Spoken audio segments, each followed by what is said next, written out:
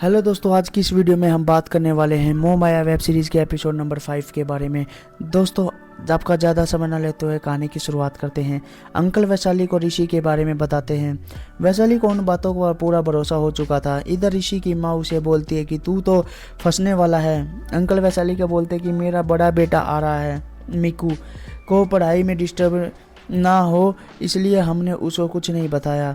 अब दोबारा कहानी पीछे जाती है। ऋषि की पागल माँ उसे बोलते हैं कि तेरे बाप को चीखें पसंद है, ना कि गाने, कुत्तों की आवाज़ आदि। इसके पिता को घोड़ी बनाना बहुत ही ज़्यादा अच्छा लगता था, तो यही सब अपने बेटे को बताती है। हॉस्पिटल में ऋषि को लगता है कि मीठी ने सबको बता दिया होगा, मगर बाद में पता चलता है कि मीठी के हाथ पैर काम नहीं कर रहे और वो कुछ बोल भी नहीं सकती। मीठी को घर पर लाया जाता है और मीठी के पिता ऋषि को टच भी नहीं करने देते हैं। ऋषि अरुणा जी को बोलता है कि मीठी को ऊपर ना रखकर नीचे रखा ना चाहिए, बार बार में ऊपर आने जाने में दिक्कत होगी। अरुणा जी मान जाती हैं। फिर अंदर जाकर वो अपने पति को बोलती हैं कि मैं और मीठी नीचे वाले कमरे में रहेंगे और तुम ऊपर रहना। ये मना करते हैं, लगन माँ आखिरकार में मान ही जाते हैं, क्योंकि इसके कमरे में काफ़ी ज़्यादा दर्द रहता है, तो ये बार बार मीठी को उठा नहीं सकते, तो उन्हें ऋषि की मदद लेनी पड़ेगी। अब इनके घर की नौकरानी को भी ऋषि पर शक था, क्योंकि पहले तो कभी कुछ ऐसा हुआ नहीं, मगर इसके आते ही कुछ कुछ हो रहा है घर में। ऋषि उस नौकरानी को अपने कमरे में अंदर आने भी नहीं दे रहा था।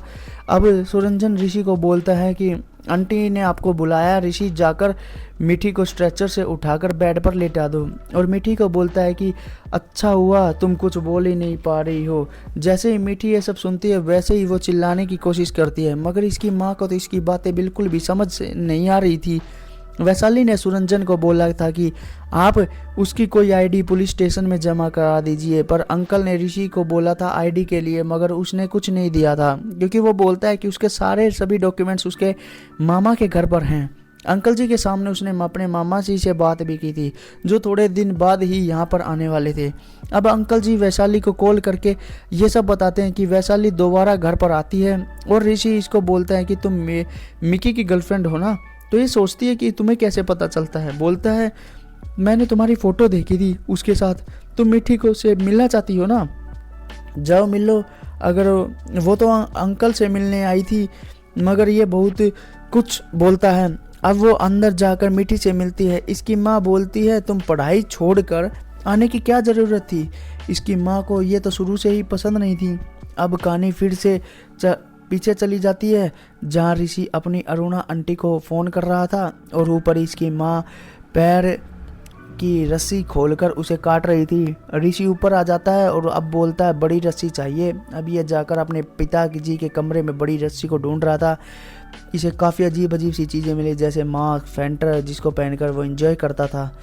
अब प्रेजेंट में ऋषि किचन में जाकर खाना बनाना चालू कर देता है, और वैशाली बोलती है कि खाना बना देती हूँ, मगर अरुणा जी उसे मना कर देते हैं।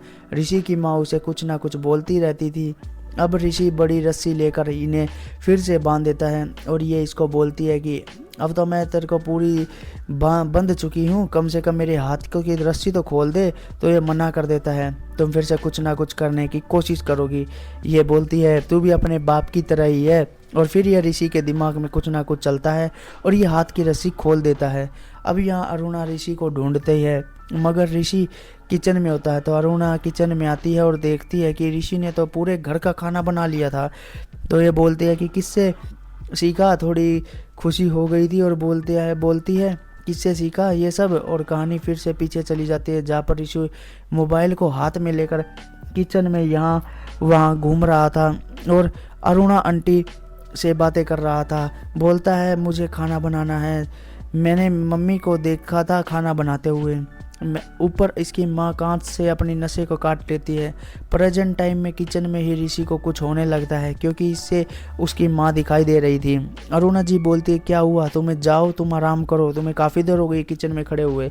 अब ऋषि बाहर आता है तो देखता है वैशाली इसके कमरे में जा रही है। इसे देखकर ये गुस्से से लाल हो जाता है। अब देखते हैं आगे ऋषि इसके साथ क्या कुछ करता है।